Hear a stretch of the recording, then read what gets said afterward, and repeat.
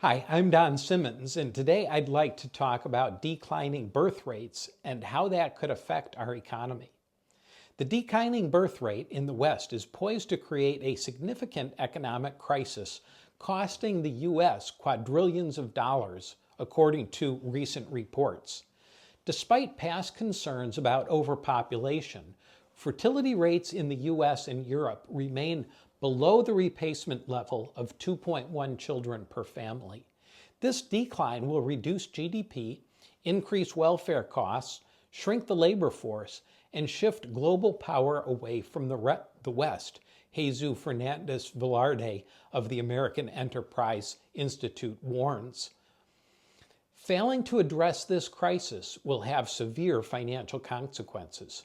European experts echo this sentiment, emphasizing the far-reaching effects on social structures, labor markets, and state finances. Global fertility has dropped dramatically from 5 children per woman in 1950 to about 2.2 in 2023, according to the United Nations. The U.S. fertility rate is around 1.6, while nearly all the regions face declining birth rates. Sub-Saharan Africa and Central Asia remain exceptions. Only a few Muslim-majority nations in the OSCE region maintain replacement-level birth rates, while countries like China, India, and most of Europe face sharp declines. A major factor in this demographic shift is involuntary childlessness. Many people who want children never have them, with Italy seeing a tenfold increase in childless individuals. Population momentum, sustained births from older generations, has temporarily masked the crisis, but as these generations age, population declines will accelerate. The economic consequences of fewer children are dire.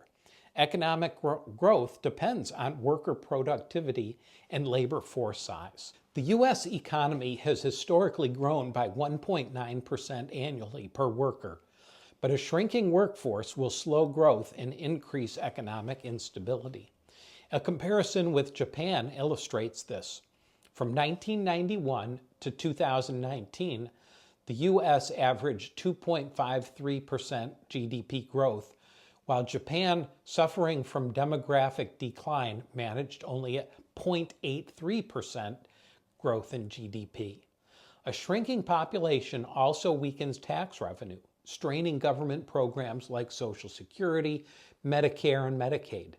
By 2042, there'll be just 2 workers per retiree, down from 3 today. Healthcare costs will soar as aging populations require more medical attention. In Spain, people over 65, just 17% of the population, accounted for 80% of pharmaceutical expenses. Beyond economic concerns, depopulation fosters social isolation and loneliness. Smaller families, declining church attendance, and urban migration lead to increased depression and weakened community bonds. Rural areas suffer the most as essential services like hospitals and grocery stores disappear.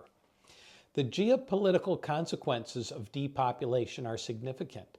A smaller workforce limits a nation's ability to maintain its military, manage national debt, and uphold global influence. Europe's declining population may diminish its strategic importance in global affairs. Immigration alone can't resolve this crisis, since this is a global problem. Shifting workers from one nation to another may help the country receiving immigrants, but not likely enough to offset a low birth rate.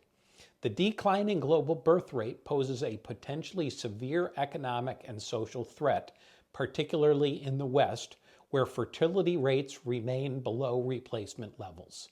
While the immediate effects are somewhat masked by population momentum, significant consequences could emerge within the next 2 or 3 decades.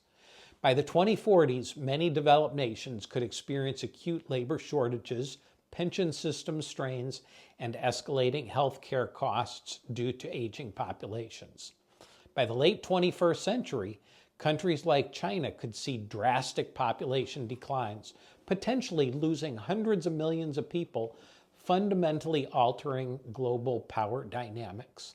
In light of these concerns, I'm optimistic about the future. Mankind is ingenious and able to solve even the most difficult problems. Technology and AI could help mitigate the economic impact of declining birth rates by enhancing productivity, automating labor-intensive jobs, and improving healthcare efficiency. Improved automation can compensate to workforce shortages by streamlining industries such as manufacturing, logistics, and customer service. In healthcare, AI-powered diagnostics and robotic assistance can reduce the burden on aging populations while improving patient care.